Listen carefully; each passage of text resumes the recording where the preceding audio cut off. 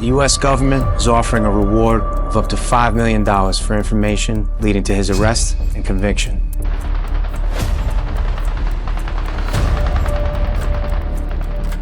A military helicopter is blown out of the sky, a mountain town is turned into a war zone, and the most feared man in Mexico, a man who once ordered police commanders to relax while he threatened their families, is finally dead.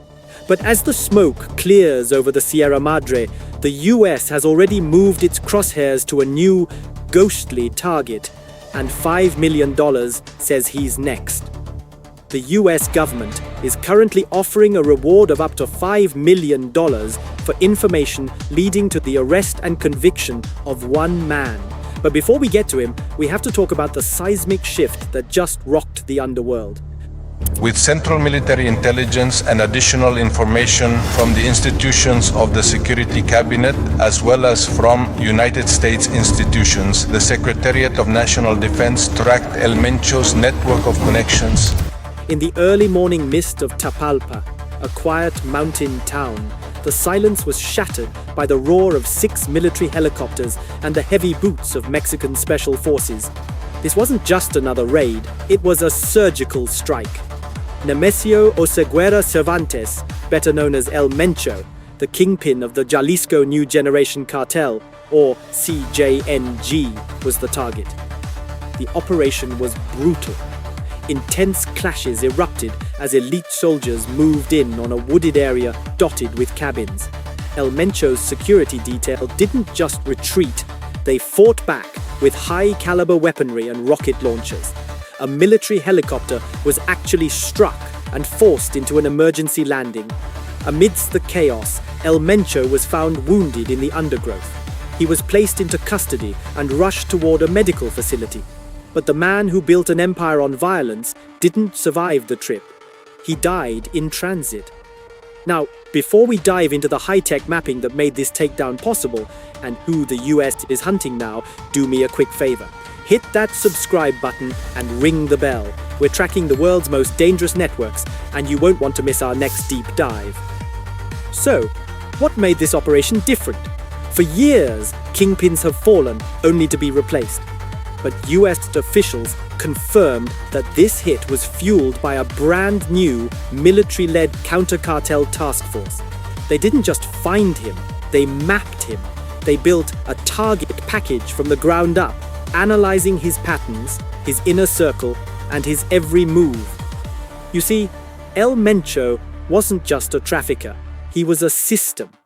Under his leadership, the CJNG transformed from a vigilante group called the Mata Zetas into a paramilitary juggernaut. We're talking drones, improvised explosives, and armored convoys. Their violence was performative, meant to terrify. They'd hang banners, set roadblocks on fire, and display bodies in public to send one message: oppose us, and this is your fate. It's actually chilling when you look at how he handled authority. Leaked recordings showed him calling police commanders directly. He'd tell them to relax and stand down, reminding them that he knew exactly where their families lived. That wasn't just bluster, it was a cold, calculated control of the state through fear. But while one giant has fallen, the FBI's 10 most wanted list has a new name in the spotlight: Fausto Isidro Meza Flores, famously known as El Chapo Isidro.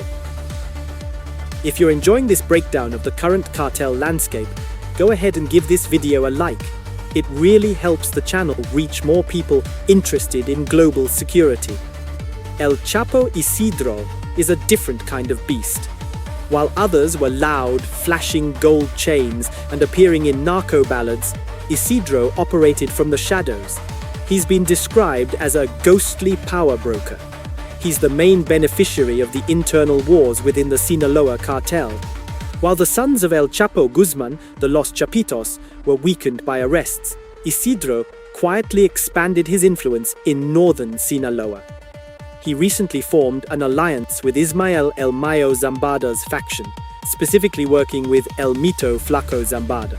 By combining his operational muscle with established logistics, he's built a network that moves cocaine and meth from Mexico's Pacific coast straight into the heart of the US.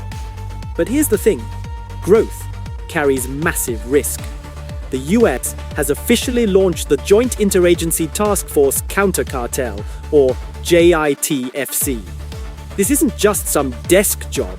It's a military-led fusion group pulling intelligence from defense, law enforcement, and border ops. Think of it like the tactics used to hunt ISIS or Al-Qaeda, but applied to the profit-driven, decentralized world of drug trafficking. Brigadier General Maurizio Calabrese, who leads the task force, says they are looking to disrupt and dismantle the entire structure, not just the boss. They estimate there are only a few hundred top decision makers, but they're supported by an ecosystem of up to 250,000 contractors, facilitators, and lookouts. Since cartels are now being treated with the same urgency as foreign terrorist organizations, the US has unleashed ISR, intelligence, surveillance, and reconnaissance. This means real-time tracking and cross-border data fusion.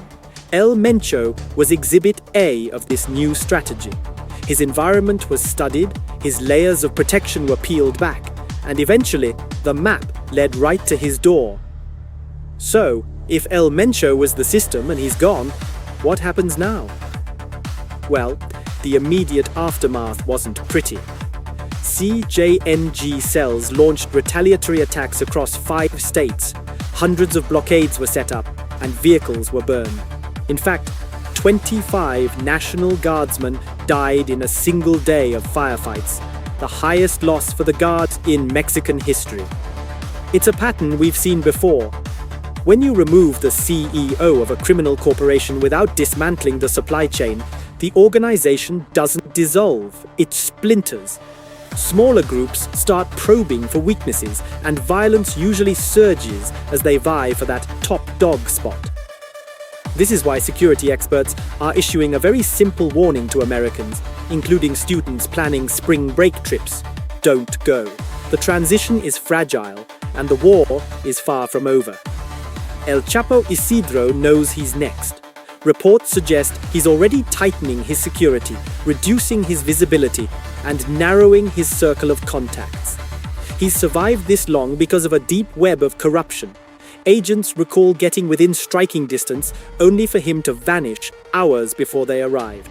One former investigator said it best: "You think you're hunting him, but he's already read your playbook." But the playbook has changed. The board has been remapped. Rising to the top today doesn't just make you powerful, it makes you a target for a task force that doesn't blink. The US and Mexican forces have proven they can take down a Tier 1 target.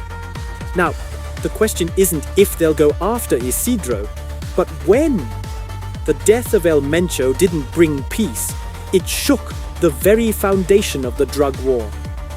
As these factions scramble to adjust, the ghost of Sinaloa is finding that the shadows are getting smaller every day. We've covered a lot today, from the high-tech mapping of the JIATF-CC to the violent legacy of the CJNG. The landscape of the war on drugs is shifting from boots-on-the-ground sweeps to data-driven decapitation strikes. But as we've seen, every time a kingpin falls, a dozen more are waiting in the wings. What do you think? Does taking out leaders like El Mencho actually help, or does it just create more chaos? And do you think the US will finally catch the ghostly El Chapo Isidro? Let's talk about it in the comments. If you found this deep dive insightful, make sure to check out our other videos on global security and the inner workings of the world's most powerful organizations. Thanks for watching, and we'll see you in the next one.